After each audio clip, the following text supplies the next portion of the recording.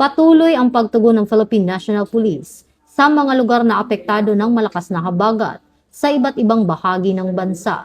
Batay sa datos ng PNP, alas 6 ng umaga, ngayong ika-10 ng Agosto taong kasalukuyan, patuloy na nakadeploy ang mga tauhan at sasakyan ng PNP para sa evacuation, road clearing, rescue at monitoring operations. Patuloy ding na itatala ang mga kalsadang hindi madadaanan, mga tulay na hindi passable, kanseladong biyahe ng mga sasakyang pandagat at mga flights. Dahil sa epekto ng masamang panahon, mayroon ding landslides at stranded passengers sa ilang lugar.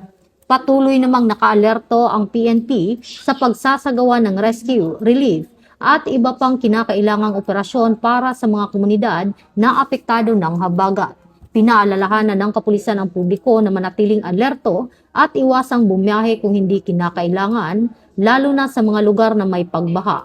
Para sa anumang emergency o agarang pangangailangan ng tulong, maaaring tumawag sa Unified 911. Bagong PNP para sa bagong Pilipinas, serbisyong mabilis, tapat at nararamdaman.